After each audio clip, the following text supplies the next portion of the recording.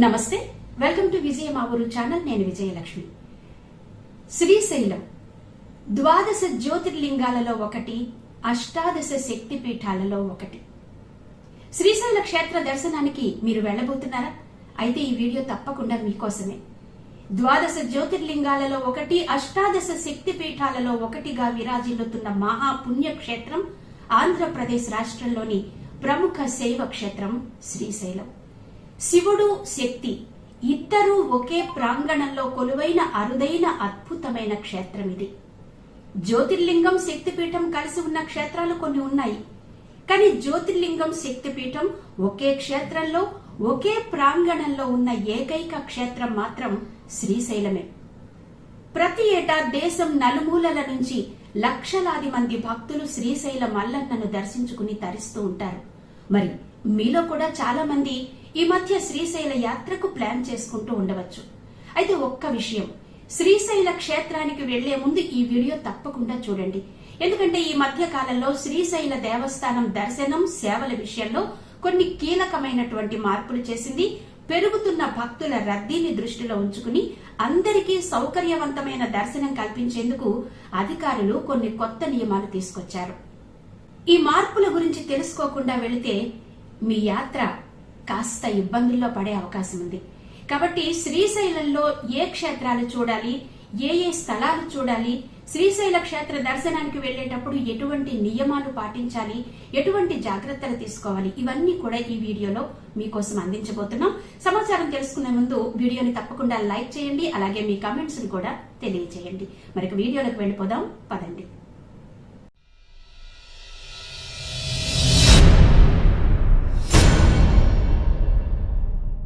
శ్రీశైల క్షేత్రానికి నిత్యం సుదూరాల నుంచి లక్షలాది మంది భక్తులు శ్రీశైల మల్లన్న, భ్రమరాంబాదేవి దర్శనం కోసం వస్తారు. మన రాష్ట్రం నుంచే కాకుండా కర్ణాటక, మహారాష్ట్ర, తెలంగాణ నుంచి అపరిమిత సంఖ్యలో భక్తులు వస్తారు. ముఖ్యంగా మహాశివరాత్రి, కార్తీక మాసం, ఇతర పండుగల సమయంలో శ్రీశైలంలో భక్తుల రద్దీ ఊహించలేనంతగా పెరుగుతుంది. కిలోమీటర్ల కొద్దీ క్యూ లైన్లలో గంటల తరబడి నిలబడడం వల్ల సామాన్య భక్తులు చాలా ఇబ్బందులు పడే పరిస్థితి. ఈ నేపథ్యంలో భక్తులకు మెరుగైన, ప్రశాంతమైన దర్శన అనుభూతిని అందించడానికి దేవస్థానం అధికారులు కొన్ని కీలక మార్పులు చేశారు.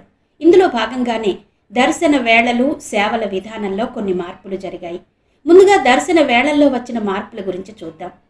శ్రీశైలంలో ప్రధానంగా ఉచిత సర్వదర్శనం, శీఘ్ర దర్శనం, స్పర్శ దర్శనం అనే 3 ముఖ్యమైన దర్శనాలుంటాయి. స్పర్శ దర్శనం అంటే భక్తులందరూ కోరుకునేది మల్లికార్జున స్వామిని స్వయంగా స్పృశించి ఆశీస్సులు పొందడం.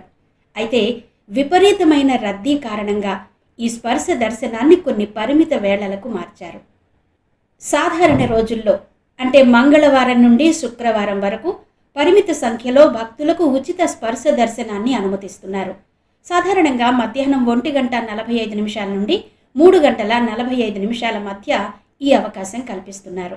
ఈ ఉచిత స్పర్శ దర్శనానికి కూడా ఆన్లైన్లో ముందుగానే టోకెన్లు బుక్ చేసుకోవాలి. వారాంతాలు, అలాగే సెలవు రోజులు అంటే శని, ఆది, సోమవారాలు, ఈ రోజుల్లో భక్తుల రద్దీ ఎక్కువగా ఉంటుంది కాబట్టి స్పర్శ దర్శనం కోసం రుసుము చెల్లించాల్సి ఉంటుంది. ఈ స్పర్శ దర్శనం టికెట్ ధర 500 రూపాయలు. ఇటీవల భక్తుల కోరిక మేరకు వారాంతాల్లో కూడా స్పర్శ దర్శన స్లాట్లను పెంచారు. ఈ టికెట్లను ఆన్లైన్లో ముందుగానే బుక్ చేసుకోవడం చాలా ముఖ్యం, ఎందుకంటే ఇవి త్వరగా అయిపోతాయి కాబట్టి. అయితే ఇక్కడ ఒక విషయం ఖచ్చితంగా గమనించాలి. మహాశివరాత్రి, ఉగాది, దసరా, బ్రహ్మోత్సవాలు, కార్తీక మాసం, శ్రావణ మాసం వంటి పండుగల సమయంలో భక్తుల రద్దీ విపరీతంగా ఉంటుంది కాబట్టి ఆ సమయంలో భక్తులందరికీ దర్శనం కల్పించడం కోసం స్పర్శ దర్శనాన్ని తాత్కాలికంగా నిలిపివేసి కేవలం అలంకార దర్శనానికి మాత్రమే అనుమతిస్తారు. కాబట్టి పండుగ రోజుల్లో గనక మీరు వెళుతున్నట్టయితే ఈ విషయాన్ని తప్పక గుర్తుంచుకోవాలి. ఇక రెండవది శీఘ్ర, అతి శీఘ్ర దర్శనం. ఎక్కువసేపు క్యూలో నిలబడలేని వారి కోసం శీఘ్ర, అతి శీఘ్ర దర్శనాలు అందుబాటులో ఉంటాయి. శీఘ్ర దర్శనం టికెట్ ధర 150 రూపాయలు, అతి శీఘ్ర దర్శనం టికెట్ ధర 300 రూపాయలు. ప్రత్యేక అతి శీఘ్ర దర్శనం కూడా ఉంటుంది. ఇది గర్భాలయానికి మరింత దగ్గరగా వెళ్లేందుకు ఉపకరిస్తుంది. ఇది 500 రూపాయలు టికెట్ ధర. ఈ టికెట్ ధరలు, దర్శన సమయాలు రద్దీని బట్టి కొద్దిగా అటు ఇటు మారే అవకాశం ఉంటుంది. ఇక మూడవది ఆర్జిత సేవలు.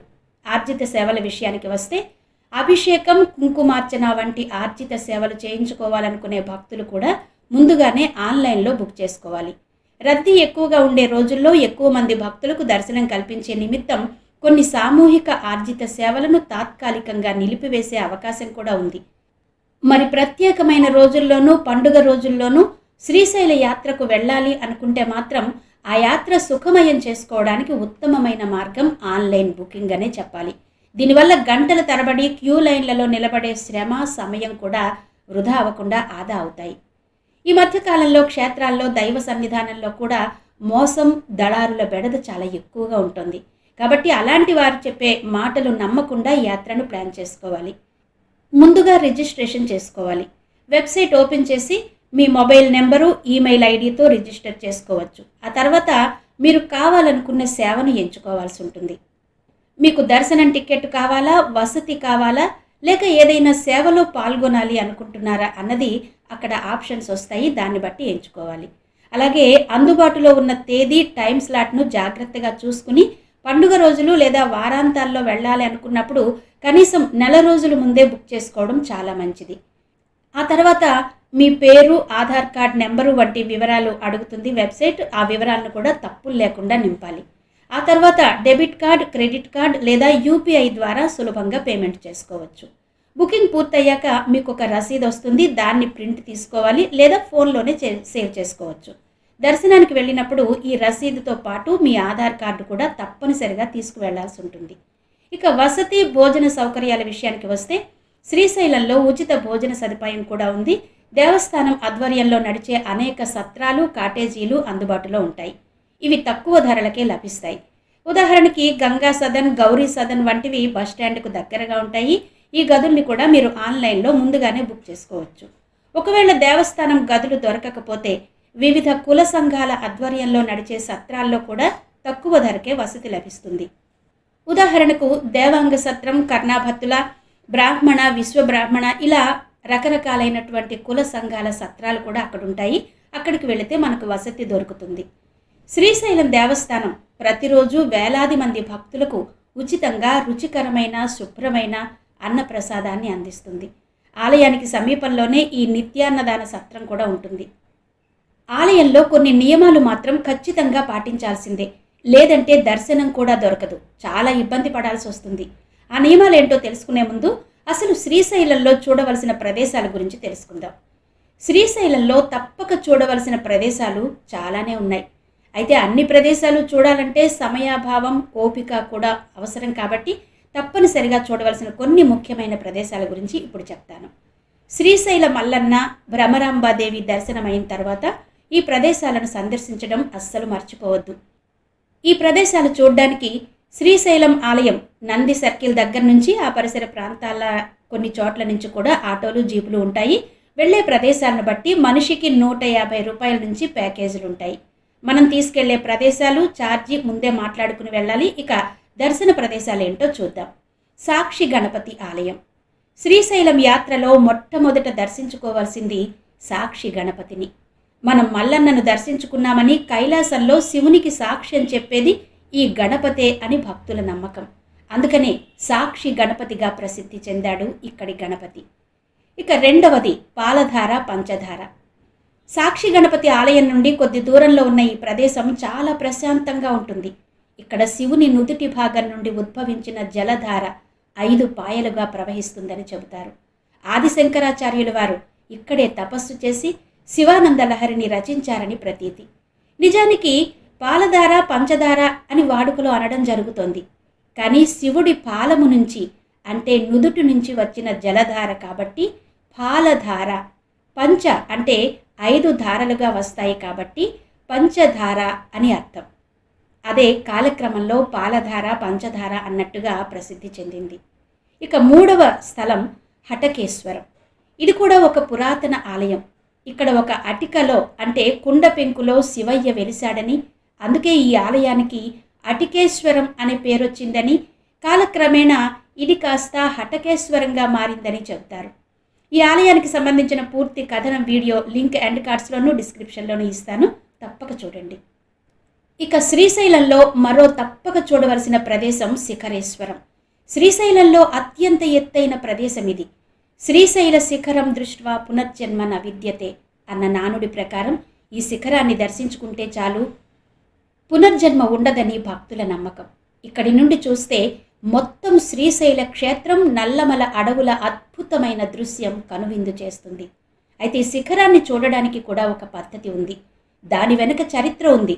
ఈ శిఖరేశ్వరాన్ని ఎలా దర్శించాలి, అసలు శిఖరేశ్వరం దర్శించడం వెనుక ఉన్న అంతరార్థం ఏంటి అన్న పూర్తి వివరాలతో కూడిన వీడియో కూడా మన ఛానల్లో ఉంది, లింక్ డిస్క్రిప్షన్లోను ఎండ్ కార్డ్లోను ఇస్తాను, చూడండి.